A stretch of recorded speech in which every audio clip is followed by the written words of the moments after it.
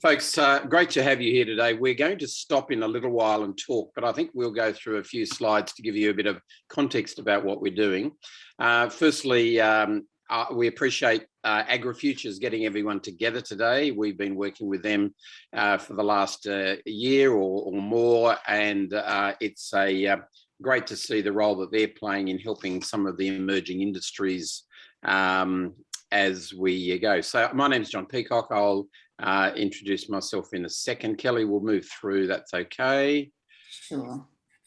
Okay, I don't think actually we may not have CVs of our team here. So I'm the Chief Executive of Associations Forum, and I am the context to agriculture is I grew up on a farm, a wheat and sheep and cattle farm in Dubbo. I was one of the typical farmer's sons who didn't stay on the land, and I've ended up in and I live in Sydney now and work with Associations Forum, and this is what we're talking about today. I'll let Kelly introduce herself as we go, as well as the other person I want to acknowledge is Kathy Newman, who's going to wave to everyone, who's our colleague who does a lot of work in governance and with associations, and Kathy's been instrumental in bringing and getting all these organised. So thank you, Kathy, for saying hello today. So we're going to talk today about member services, and we believe it's very important for all associations to think about what services they're offering their members, because people ask that great question, what's in it for me? So we're going to give you as much as we can about all the sorts of programs that we can see are being run by associations, and let's hope that 10% of them may be of relevance to you. So you'll get the lot, which is there. And then we'll talk about the last slides, numbers 2, 3, 4, and 5 on the screen. They're actually just single slides, but most of the content today is in this. So I think we'll dive in. Now, Kelly, you're doing the first. So no, we might have one more slide and then it's over to Kelly. And then I'll just write myself a note, Kelly, as we go. So there's you, there's me, there's me, there's me.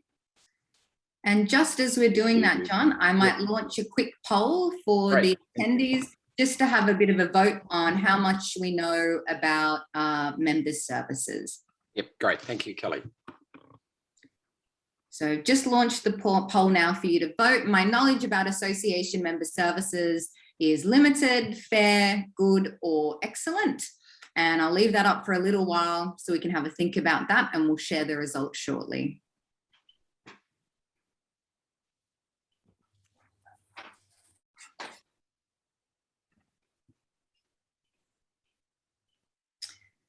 All right, excellent. Thank you all for voting. Thank you very much, Kelly. We'll move on. Share the results quickly so that we can all have a look.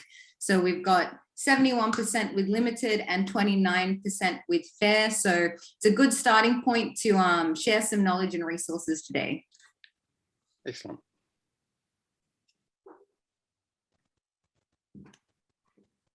Okay, the probably one of the only opening slides we've got is that you've got to, the more things that you do with an association, the more reasons that they might want to join. So we say that try and offer more than one thing in what you're doing, which is, and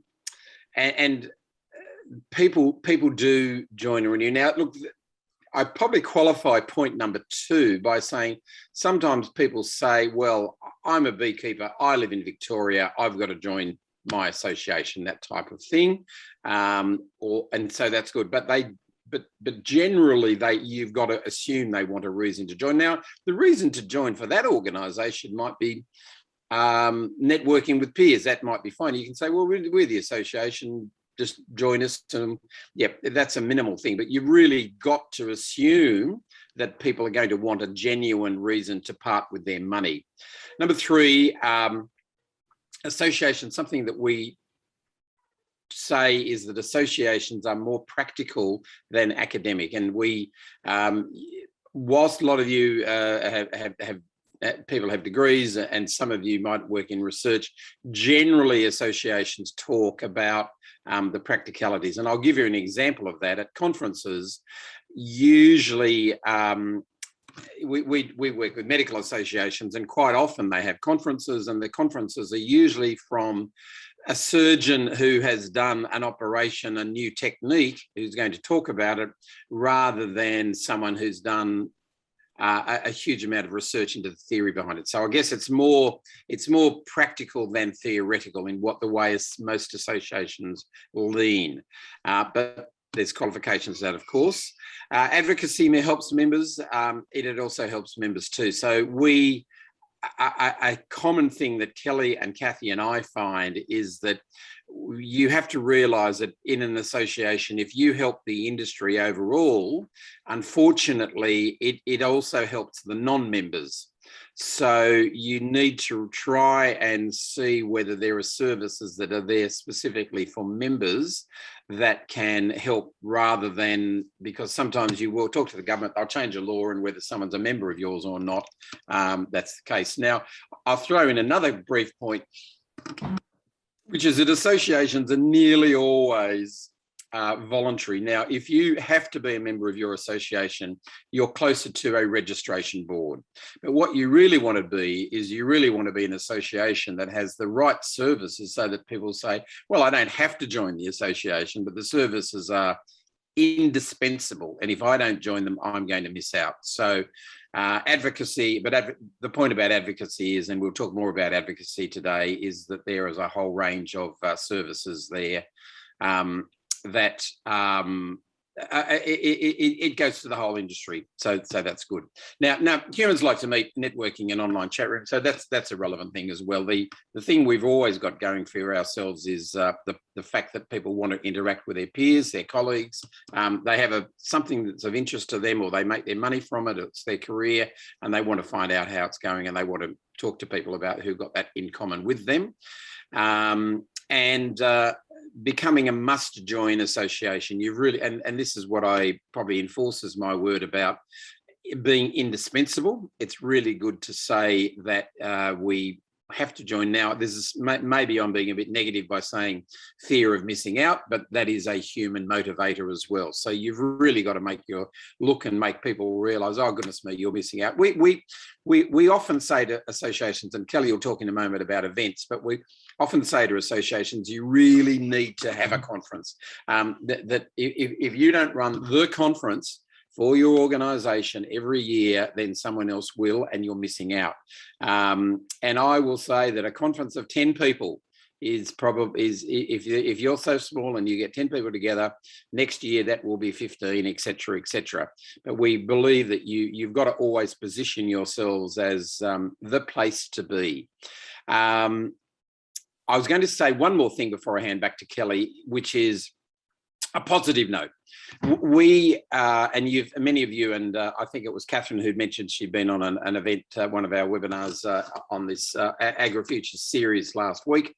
But one of the things we want to share with you is the positivity of associations and the fact that we are all doing quite well.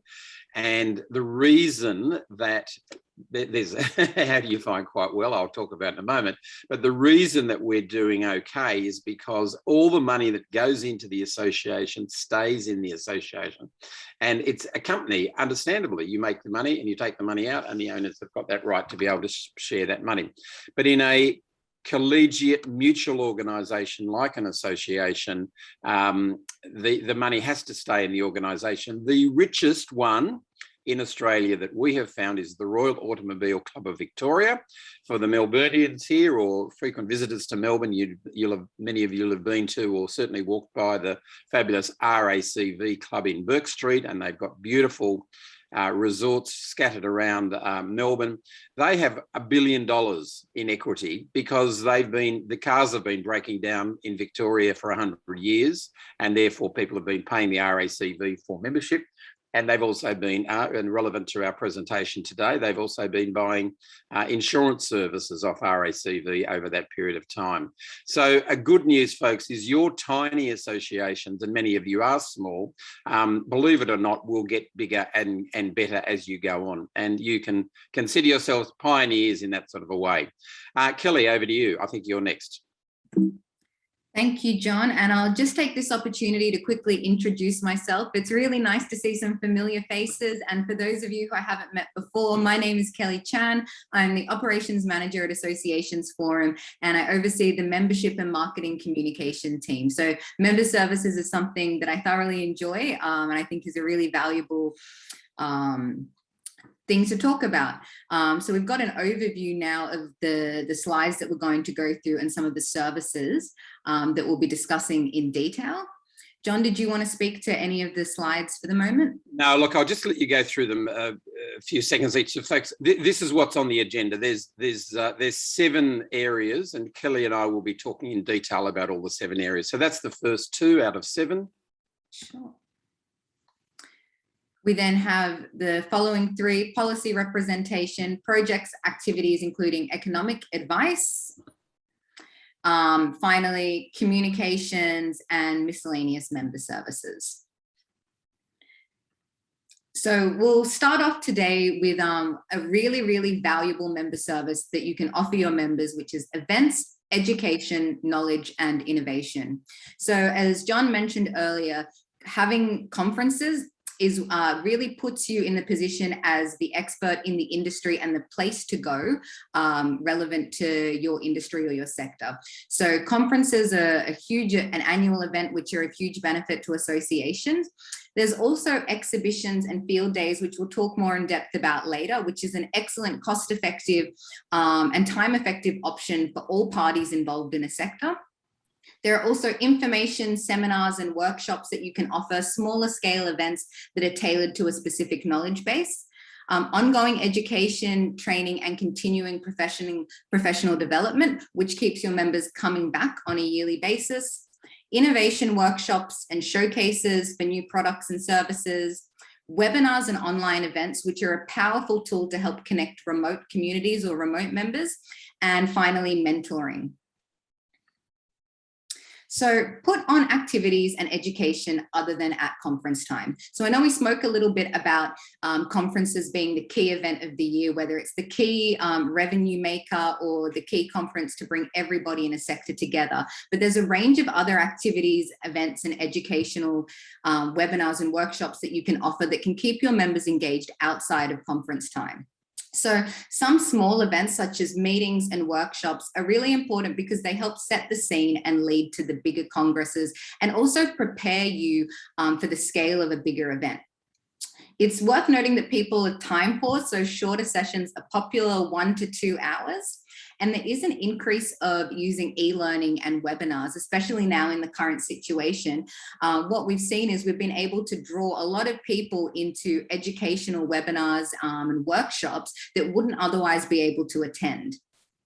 In professional associations, which may or may not be relevant to your association, providing continual professional development after obtaining a university graduation or a certification is an ideal area to offer events.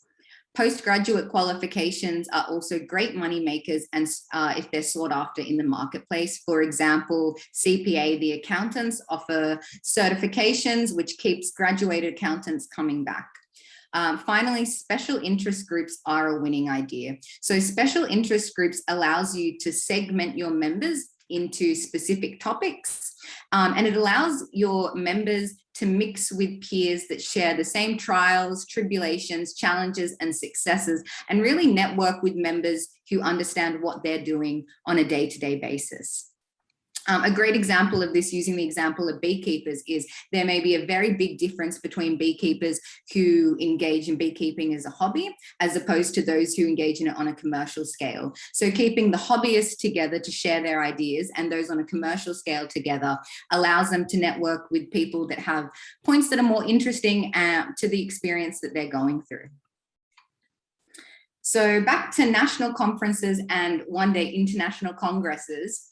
Make your association conference the must attend event. So for example, the example we have here is the Olympics of the accountants. So the ideal is really to build an event that everybody in your industry or sector wants to attend. Having a strong national association, so building your association and having a strong voice, will assist with bids for world congresses if it comes to that. And it is worth noting that business event bureaus can assist greatly for bids in regional and international events. Finally, back on the point of a strong association, stronger associations have capacity to run regional or international events. So it is worth building the association and having a strong starting point. Exhibitions, trade shows, and field days. So as I mentioned earlier, exhibitions are a great way, a great time-effective and cost-effective way for association members to meet all other sectors of the industry. So whether they're meeting suppliers, whether they're meeting other experts in the sector, it's also a really time-effective and great way for the sellers too. What the trade shows and exhibitions can offer the association is income from the suppliers who are buying booths, income from the members and the prospects and the interested parties who are buying tickets, and it gives all parties a forum to meet together in one place. And as John mentioned earlier, if your association doesn't run it, somebody else will. So it's great to position yourself as the expert in the industry. Over to you, John. And sorry, you're just on mute there. How's that? Is that working? Perfect. Great. I will also add this thing about everything's going to video these days, folks, and everything's going live. My current addiction is one, luckily, I can share with friends today, which is Crash Course World History, which is a series of 10-minute videos from a very smart and funny bloke in America. And I'm up to, and I've done the Mongols just recently, and I'm heading onto and we've done the Dark Ages, and fabulous. But incredible the way people learn these days. And whatever you're doing, we think you should start off on YouTube. You should do things and have it out there so you can get people to talk about it. It's really been an extraordinary revolution in education. I just emphasize Kelly's points about you've got to have something that that people attend, so small or large, that the people say that's my most important day of the year, the professional or industry day of the year. The next slides are on professional or industry standards and recognition.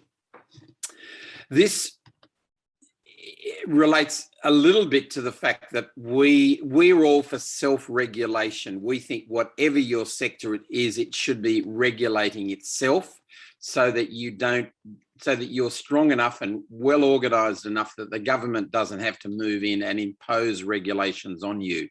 So some of the points on the slide here are standards, codes of ethics are very important. You've got to be able to say this is what our sector this is how we will behave.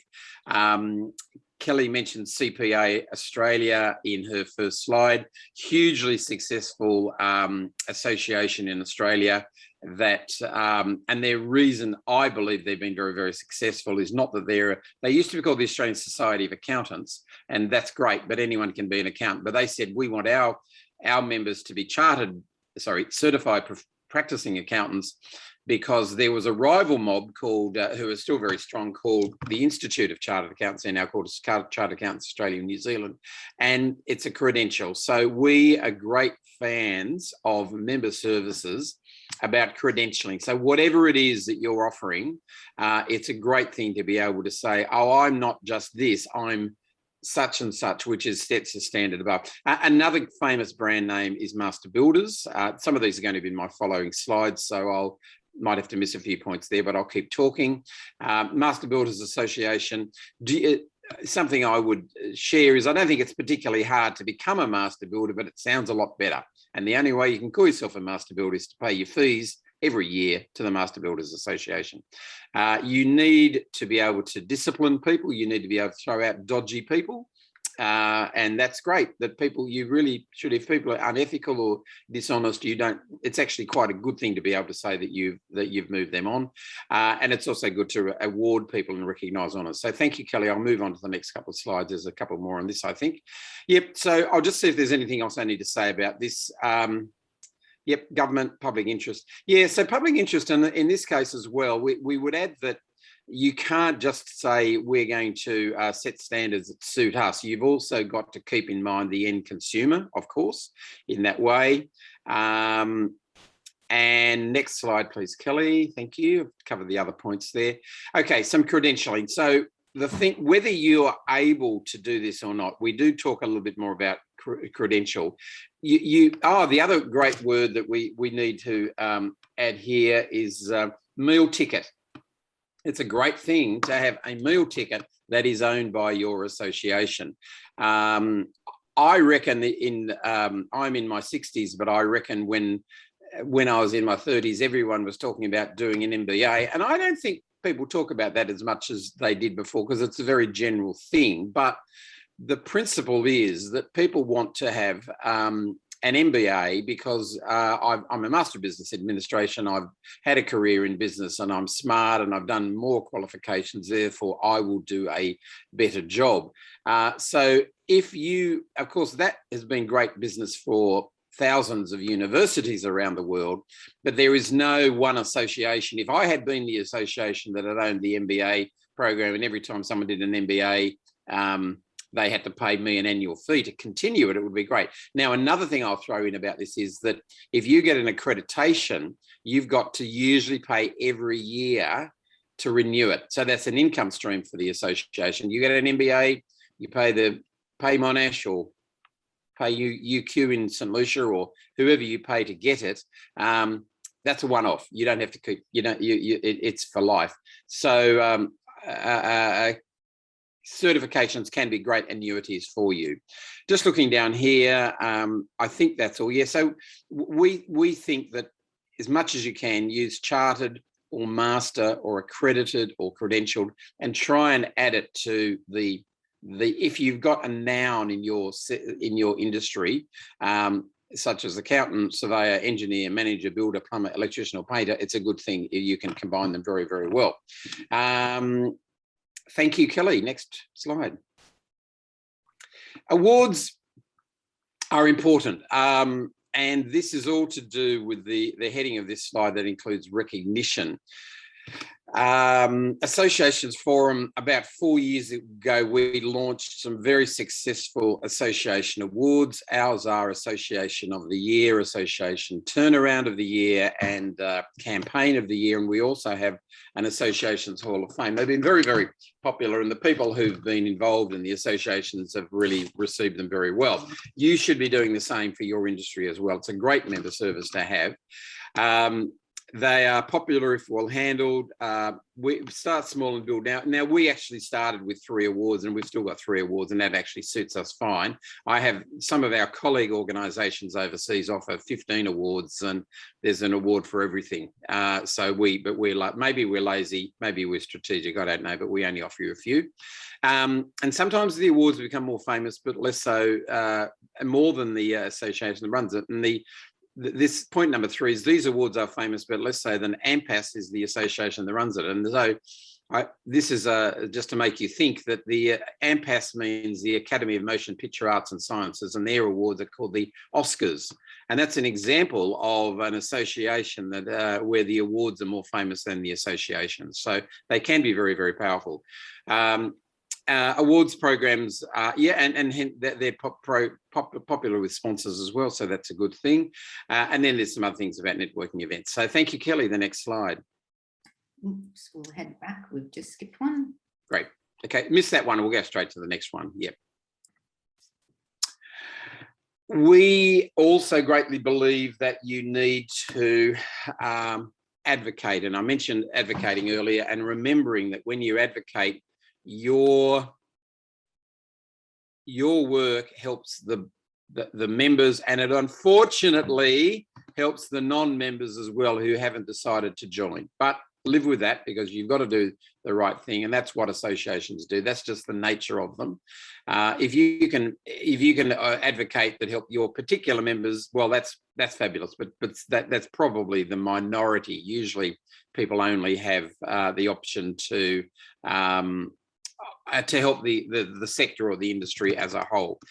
But we also talked about position statements. You've got to think about what is your position statement or a policy statement on something before a problem arises. And it's very important. You've got to say, this is what we believe in, so that when someone comes along and treads on your toes, you're able to say, well, to let you know that's not our direction and our belief. So therefore, we need to argue with you against it. It also brings the members together very well. They also really want to know that you've clearly got a group here. Now, what can happen is if the members don't see the policies and don't agree with them, and there's a philosophical difference, they can go and start their own association, which is quite okay as well. Freedom to associate, they can go and do that.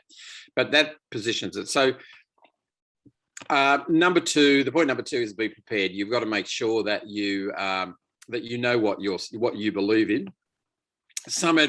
Most advocacy is done softly and gradually. In other words, you don't have to go into the newspapers and make a song and dance about what you're doing, or having a social media campaign. Quite often it's getting to know the players, the powers that be, and say, hey, mate, this isn't quite right working for us. Let's discuss it. So bureaucrats generally want to get good advice. Most bureaucrats and politicians want to get good advice. Every now and then, obviously, people have clashes, but it's certainly going in the right direction. And number 4 is the power here is advocacy in some nations has influenced changes of government. I think that one of the reasons that Kevin Rudd ended up in some trouble during his prime ministership was the campaigns against him due to the mining and resources rental tax. I think it was MRRT at the time. And there's certainly plenty of things. And you know that any governments don't want to have the Australian Medical Association up against them, that type of thing. So they can be very, very powerful in that way. It also brings you to think about media management skills and crisis communications, those things. Now, those actually can be member services, because other than the fact that the association has to do it, if you say to your members, hey, guess what? Well, we'll train you in how to present if you ever get a current affair coming and visiting you and interviewing on you there, we'll be able to help you on that. And you've also got to have a bit of an idea about crisis communications within the. So this is really an association thing, generally, not so much a member service, but for those people who are actually involved, it's a good thing. Thank you, Kelly. Okay, now this slide is on projects and activities, including economic. We think that your association should be quite upfront in saying that we want our members to prosper. So to do so, we're going to talk about a few things here and just some points on this opening slide: market information, analysis, surveys, promotional campaigns, merchandising, research, development, innovation. So those are all the sort of things that can be done. So Kelly, I think we've got a couple more slides on this, so I'll get you to go to the next one. Find out your industry. You've got to have, you're ideally placed to do the membership, the size of the market, the prices, the capacity, international competition. Note issues in the supply chain can be from farm gate onwards. And note the association cannot be a cartel. You can't do price fixing within your organisation, but it's quite okay if it's publicly available information. One of our members is the Liquor Stores Association or similar, retail drinks association, something similar to that. And they have a system whereby they provide to their members the price of a bottle, a $750, 750 milliliter bottle of Bundaberg rum. Bundaberg rum hasn't quite hit $750. So around the country. So what they do, they've got a service that actually tells you what the prices are around the country. Now, that's publicly available information. That's not price fixing at all, but it gives people the idea to see how prices go. And it's obviously not just Bundy Rum, but they price a whole range of things. Very, very valuable information for people here. But whatever your industries are, you should be able to do some sort of economic analysis in that way. Thank you, Kelly. Commercial aims. So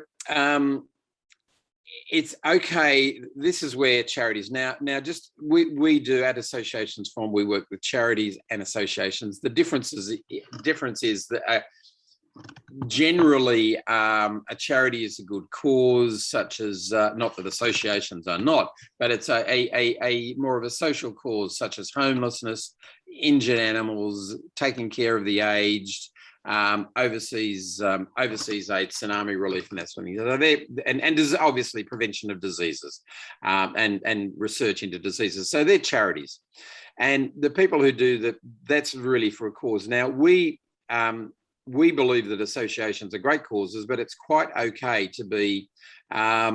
The reason we get together in an association is what can we do for our members? So it's quite okay to then say, well, we want to look at the issue of how can we make more money. Now, one of the great ways you can make more money for your members is an accreditation. And I don't know much about this for the folks online about beekeeping, but I hear a bit about Manuka honey.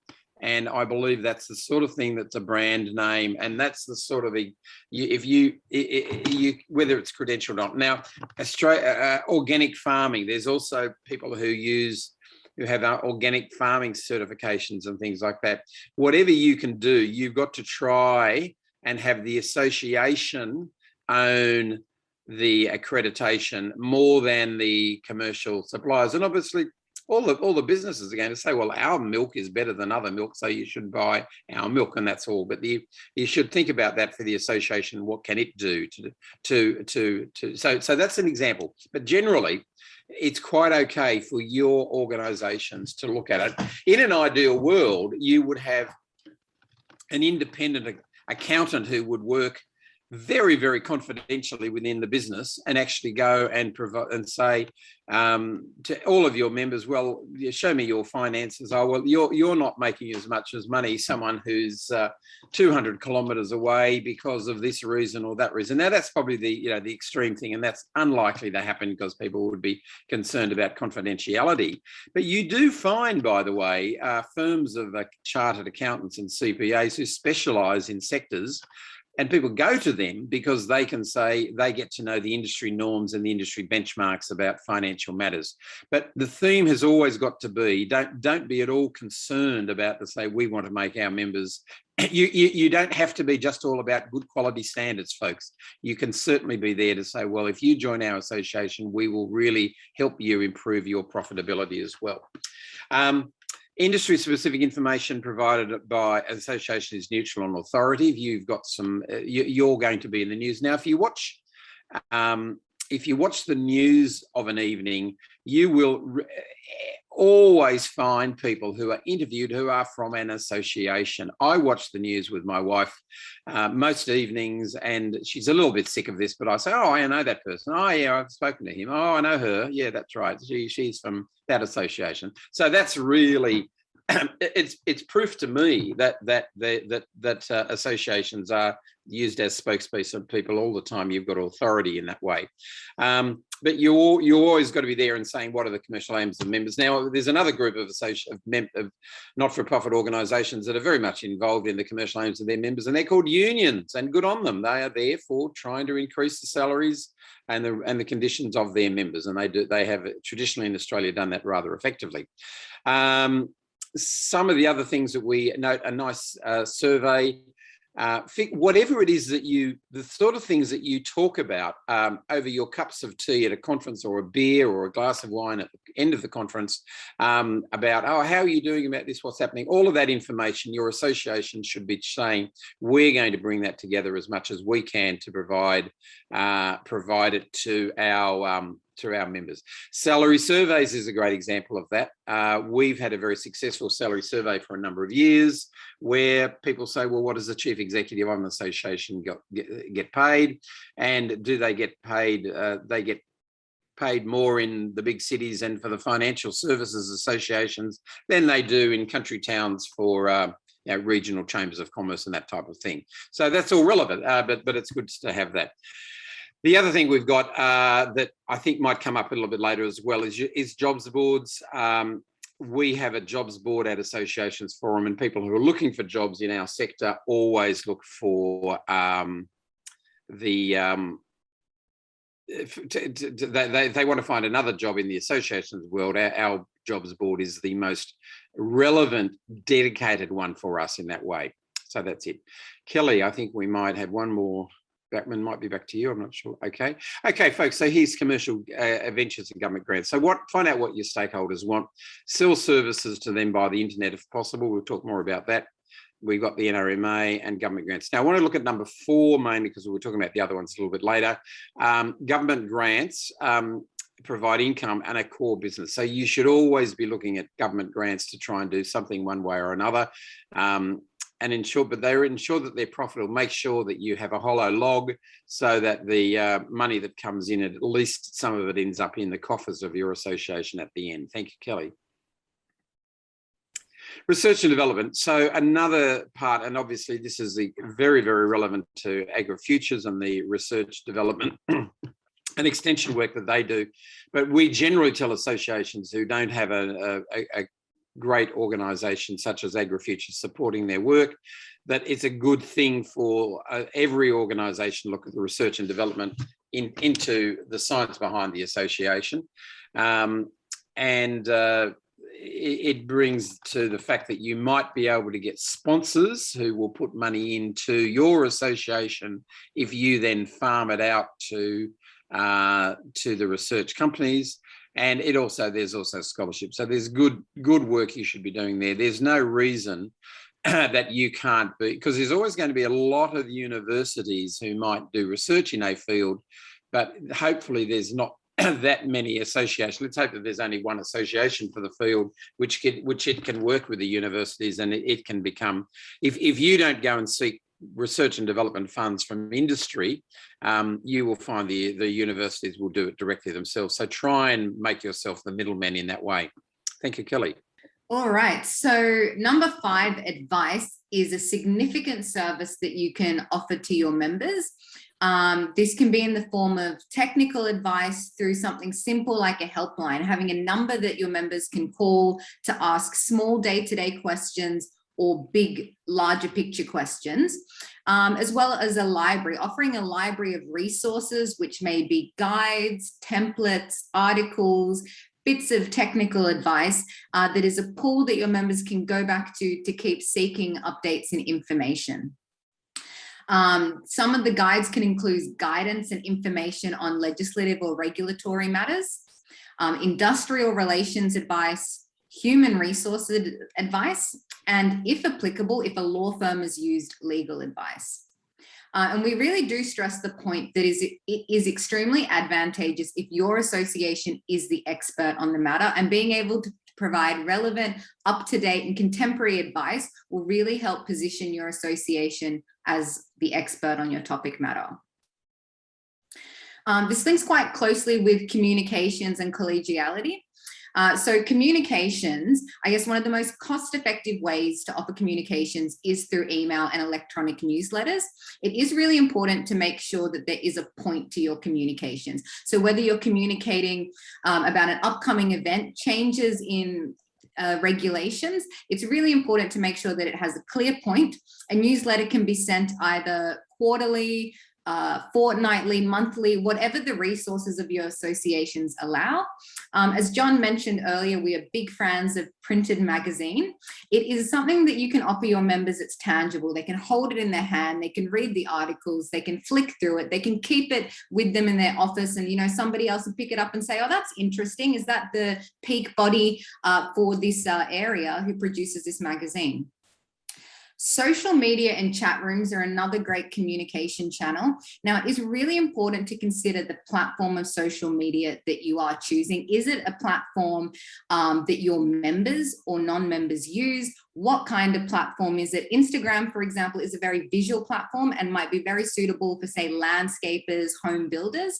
So different types of social media will work better for your association and for your members. It'll also give you the advantage of having chat rooms and private group functions where your members can network and speak amongst themselves about issues that are relevant to them. And finally, networking and social activities provides your members the opportunity to speak to each other, speak to others in the industry. And sorry, Rob, I'll take a question. That's right. Yeah. So one of the things about beekeepers is that often they live, they're mobile, they're out in the country. It's often like family sort of handed down, and the guys who know the most are experienced, and they can generally work a mobile phone these days. But a lot of them don't like the internet. They don't like having to be at a computer and stuff like that. So we're certainly having trouble. And like they're all saying, you know, not doing the paper journal during lockdown has been a big problem, because we ain't going to sit there and wade through fine pages on the internet and stuff like that. But because we've got general funding problems because of the lockdown, and some of the services we provide we're just having difficulty with. But it's a big one with people who are not keen on the technology. Yeah, and that's why I think it's always important to consider if social media is relevant or applicable for your association. Just because you can make a social media page doesn't mean that it's going to add particular interest or benefit to your members. And in your situation, the print magazine is something that's really sought after, and hopefully after COVID, it will be able to bounce back. Yeah. All right. John, did you have any comments? Do we have another slide on this, or do we move on to 7 now? So just one more slide on communications, which I'll speak to quickly. So websites are the heart of communication when it is applicable for members to be able to access that information. And one thing we will say about websites is, when people are looking for information, you want to ensure that the key pieces of information that they need are available to them really quickly. It is worth noting that most communication is still sent by email. It's cost effective, it's fast. E-newsletters are popular if sent sparingly and thoughtfully. Again, social media may or may not be relevant for your association, but it is worth considering. Printed magazines and journals still alive and healthy. Many associations we work with do produce the leading magazine for their sector. Annual reports are good for stakeholder positioning. And media campaigns can be very interesting. We worked with the Master Landscapers of Victoria, who recently did a media campaign over radio, which is, I guess, a channel that's not very frequently used, but they had amazing results with that campaign.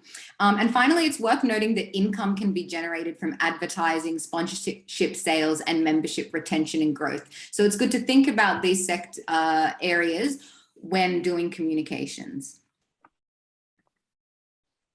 And over to you, John. Thank you very much, Kelly. So, folks, we've got a few more things to talk about, and then we'll move into some other general comments as well.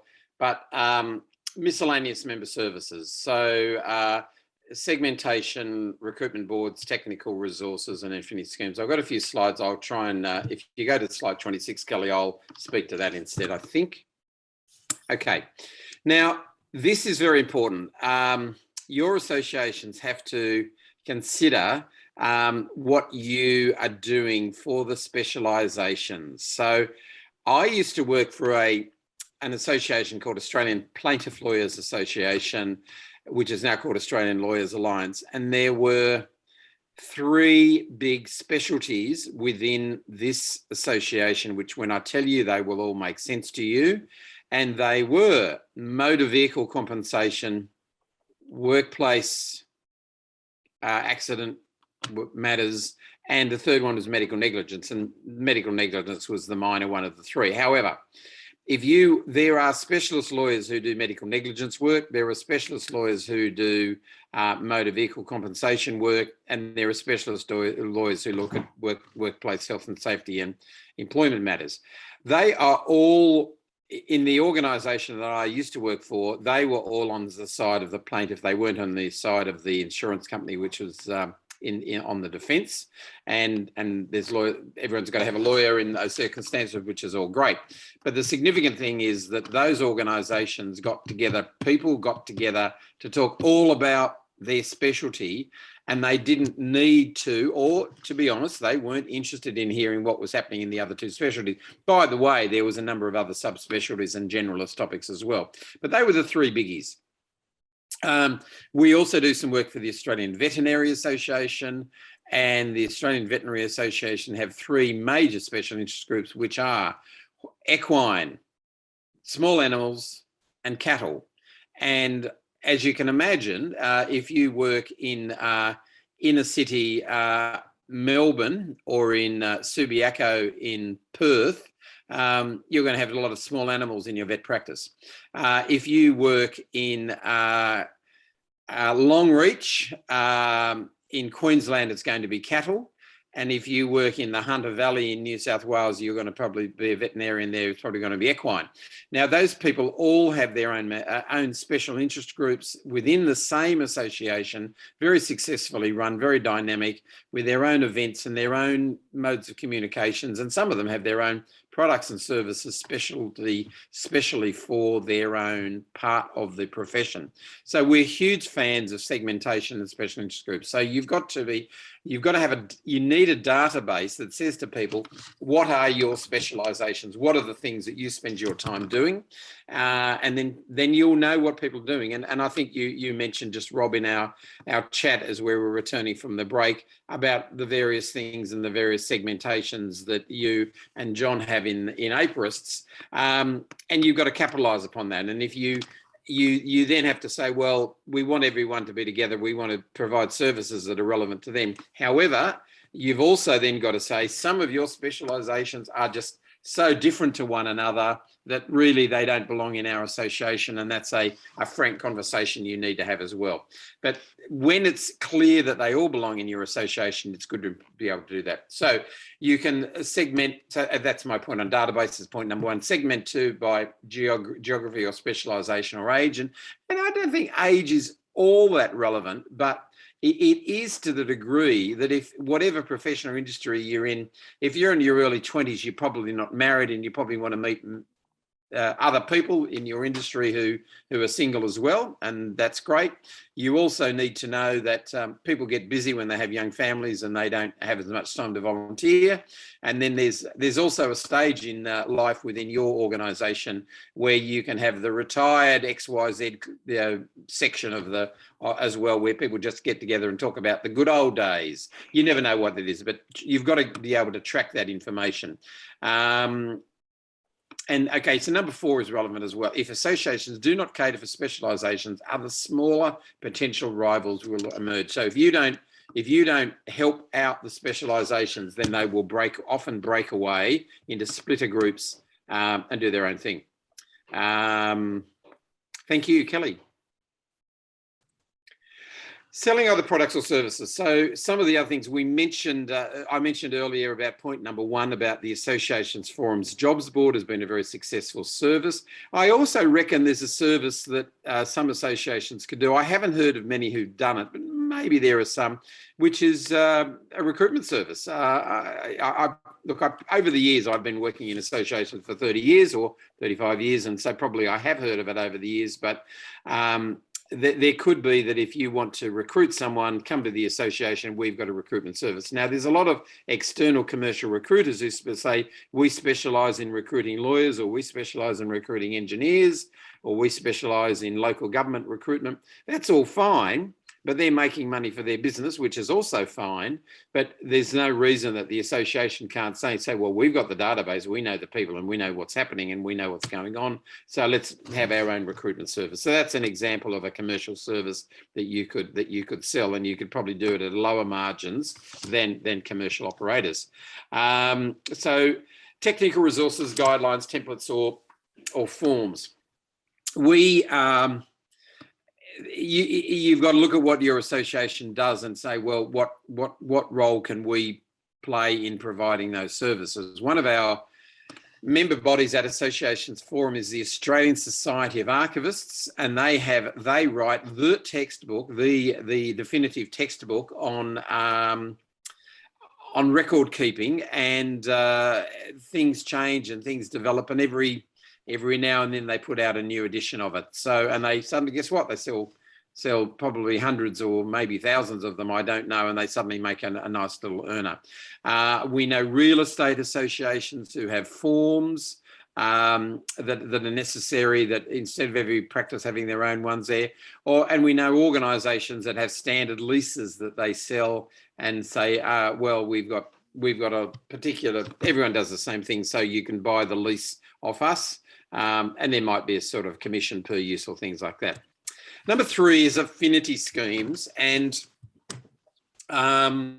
this is when I was worked for the Institute of Chartered Accountants 30 years ago. There used to be an American Express card that was given to chartered accountants, and there's obviously these things have changed, but in those days credit cards were rare, personalised cards were rare, and chartered accountants used to use the American Express. So you had your credit card and it was American Express and it had Institute of Chartered Accountants on it. Now, that was nice. It was probably gave them lower rates than if you went and bought the thing yourself. So also Hertz Rent-A-Car, Avis Rent-A-Car, you got discounts there. Now, the problems about those is, if you go to the bullet point number, the middle of the bullet point is less successful if against free market offerings. So what we call affinity schemes, and I'll come back to insurance in a moment, but affinity schemes don't work as well if Catch of the Day offers it cheaper, and you can go on the website and you can go and Google and say, oh, I found something that was 15% cheaper anyway, so why bother? So I think the internet has provided such a better service to everyone that it has reduced the specialist advantage of affinity schemes. So, however, the other thing I have to say again is point number 3 and bullet point the first bullet point under number 4 is insurance. Insurance is something that if you have a specialist insurance for your industry, sector, professional sport, it is quite possible that it will be the market leader and that you will be able to earn some reasonable commissions over a period of time on it. You need to have it so that you can change your brokers, change insurance companies as well. You can't. It's different. It's a difference to rather than just promoting someone who's got, I've got a product, we'll promote it for you, and that's fine.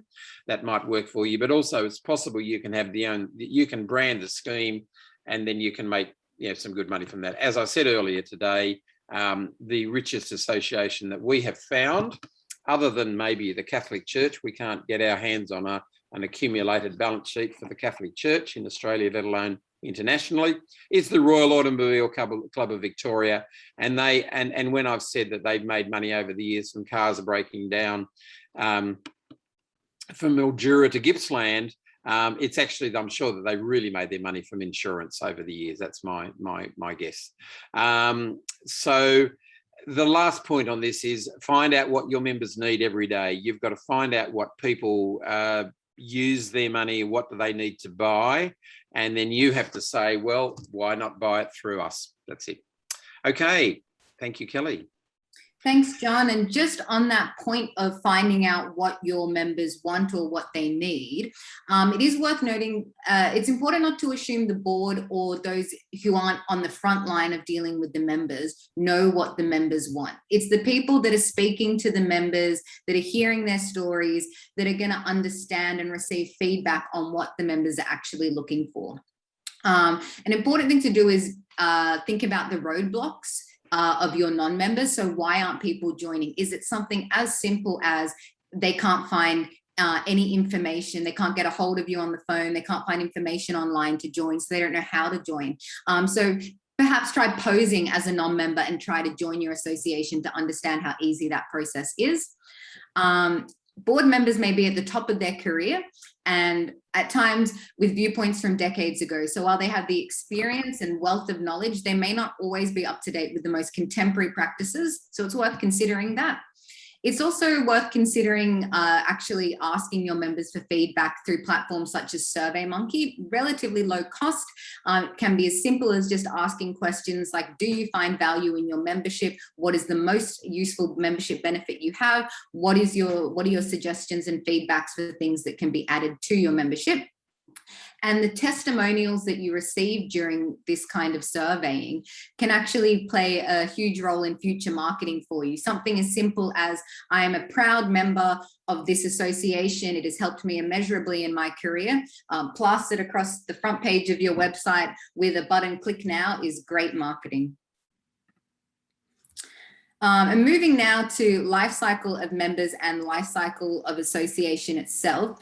We did touch on this briefly in the previous membership webinar, but it is definitely worth considering. Life cycle of members. It's worth considering whether you can engage a member, I guess, from cradle to grave, from the beginning of their career to the end of their career, and even post-retirement. This may suit some professions and family businesses, and if it is relevant to your association, consider promoting it to high school leavers, graduates, or even fresh graduates, to nib them at the beginning of their career and then take them throughout their career. In talking about the life cycle of the association itself, of course, associations are established by volunteers, and it is through their hard work that there is ultimately, hopefully, a growth phase with the employment of staff. And of course, the maturity of the association is hopefully accompanied by profits and financial strength, which can then be put back into the association, employ more staff, and continue to thrive. And we do really believe that unless the industry or profession itself becomes completely obsolete, that associations will continue. And finally, appealing to younger members, just on that point of grabbing people straight out of high school or as fresh graduates. Younger members may be joiners, and they need both short-term and long-term value. So short-term, what do I get if I join right now? And long-term, what is the value to stay a member and continue signed up as a member? Mentoring programs are a fantastic networking opportunity and actually connect your younger members with your senior leaders. So it allows those with experience to impart that experience upon the younger members who are looking to grow their career and looking for their next step. Career-minded youth will seek the aspirational professional designations. As John mentioned before, younger members are more likely to be single, have less family commitments, and would be interested in the social meetings to meet people within their network and in their sector.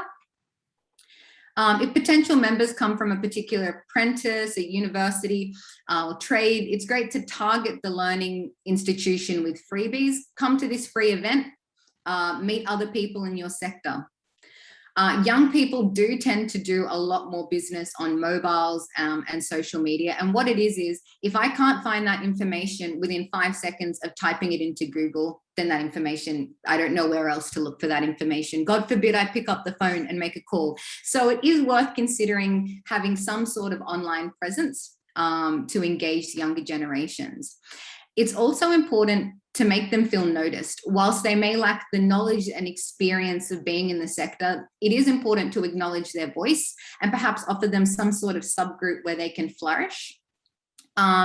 Occasionally consider whether it's appropriate to have a Gen X, Y, or a Z on a board. They might offer a fresh perspective in terms of engagement with the generation.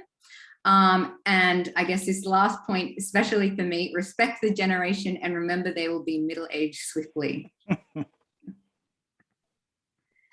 Thank you, John.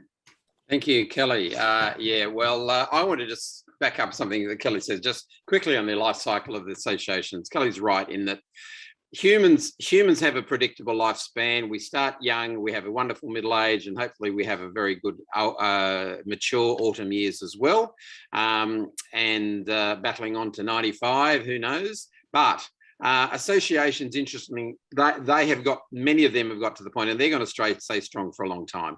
They are not necessarily going to go into decline, because you're always going to have most of your sectors are going to get get some scale and then keep on going. That's the reason why we've got so many associations still around, is because, again, for the third time today, that you build up equity, and then the more money you make, the more generally you will make eventually. So that is the important there.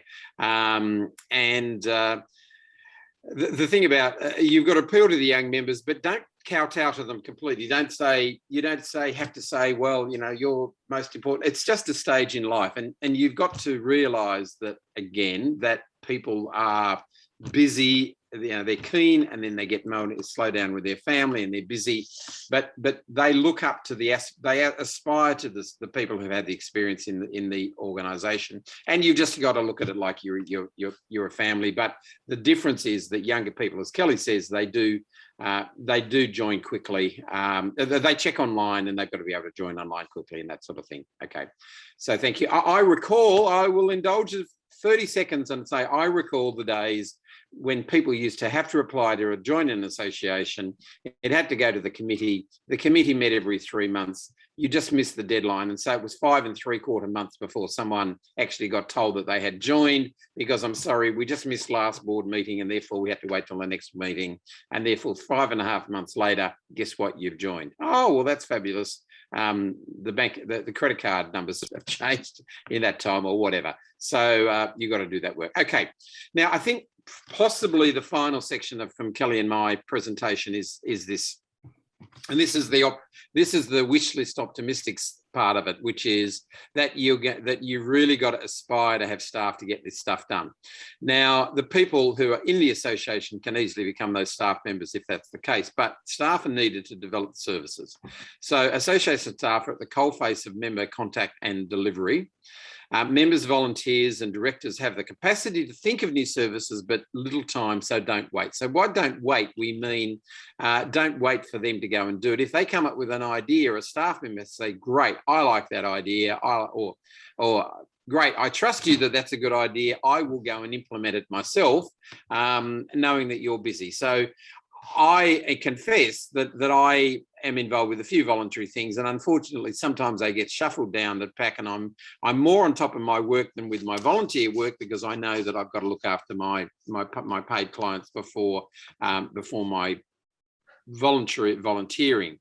So tap into what they need. Now, what they need is what members need. Tap into what members need and buy, and let the association offer these. We've talked about that's an important theme there, and that some services will work and others will fail, and that's normal and okay. And that's another reason that we want associations to charge what they're worth and build up some funds, so that you can have the occasional flop and say, oh, that didn't work, did it? Kelly and I and Kathy and another colleague were chatting yesterday or the day before about what our member service offerings were to be in 2022. And there was one service that we thought was fabulous a couple of years ago, and we put it together, and we've discovered that it didn't work very well. So we've said, okay, well, we're not going to do that one anymore, because there's just not the appetite. We thought it was a great idea, but you've got to be in a situation where you trial and error works all the time.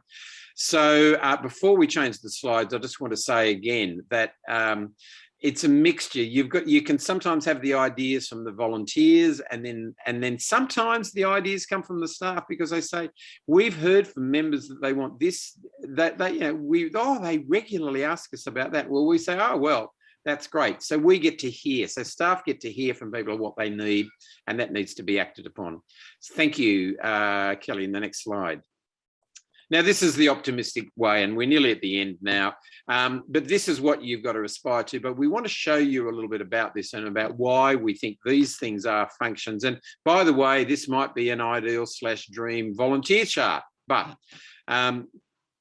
membership, you need people involved in membership. You've got to ask yourselves, and you've seen other presentations through Agri Associations Forum and Agri Futures on these, but you've got to make sure that in your association you retain and engage with your current members, and you've also got to have people who say, well, who aren't our members and why should they be there? So that's all the membership function, and that is run very well by Kelly at Associations Forum. The other part of that isn't on here, and she mentioned it briefly at the beginning is she also is in charge of communications, and she's also looks after all our member services, but they didn't get a gig on this very brief chart.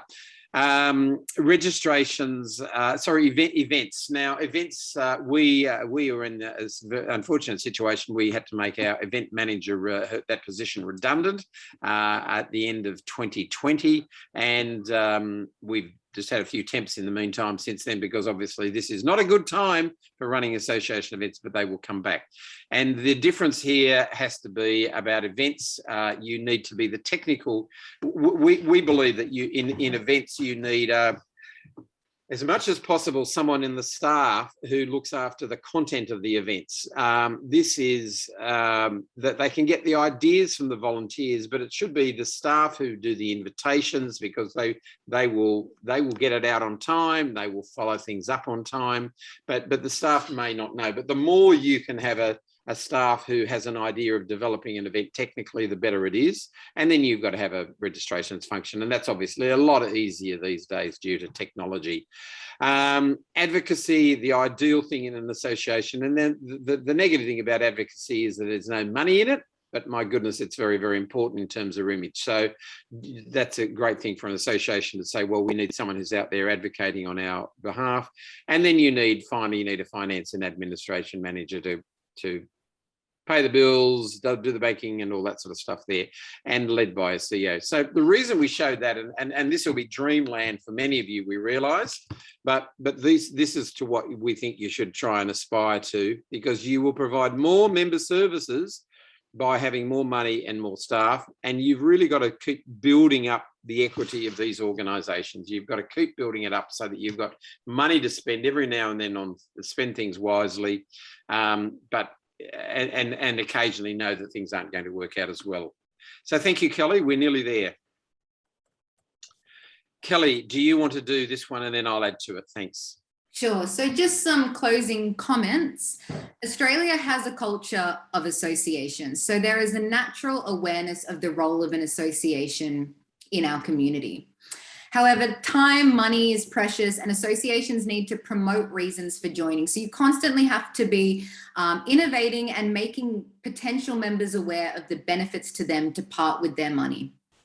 The services offered by your association, which is often referred to as a value proposition, is the main reason that people join and renew. So why should I part with my money? Because I'm going to get these benefits out of being a member of this association. Associations need to continually improve and introduce new services, and that's because situations change, as we saw with COVID-19.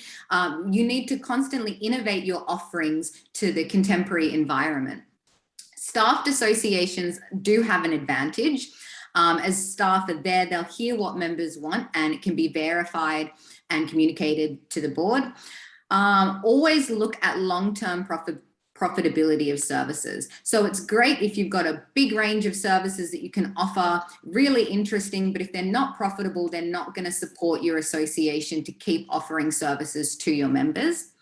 And if associations don't offer the service, somebody else will come in and offer that service. So that's always a threat, always a fear. So it's great to be the person that's doing it. John, did you want to speak to the benefits? I'll just mention, it doesn't suit everyone, but it happens to suit our association that we offer people ranges of services. So we charge $750 a year for bronze membership, and you get those 7. I just want to look at those to think. I think we've covered the advice, we've covered that, we've talked about events, we've talked on surveys, we've talked about special interest groups, we've talked about jobs board and resources and magazines. So we've talked about all of those. Thank you very much, Kelly. So the next slide, for our silver members who pay $1,500 a year, and this is what Kelly and I and Kathy and one of our other colleagues were looking at the last couple of days, is what are we going to do in terms of our service offerings for 2022. we give people in-depth advice, and we've put a time on that. Luckily, we say it's 90 minutes, so they don't spend all day talking to us, but we love it as we would if that could happen. We do a board evaluation survey because we do so much with governance with associations. We've developed a board evaluation survey, and by the way, that was one of the ones that it's an included member survey. We don't charge for it, and that's been much more popular than we thought it would be. We did it and we thought, oh well, maybe a few people are interested in it, and it's been very, very successful. So sometimes you just don't know.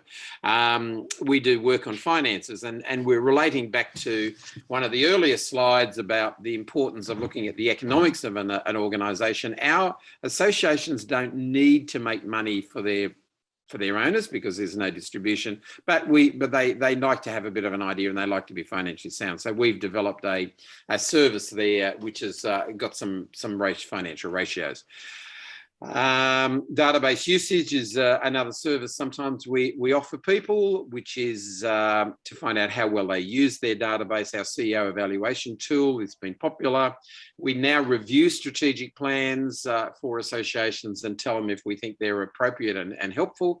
And then we also help people on various pieces, reviews of individual services they offer.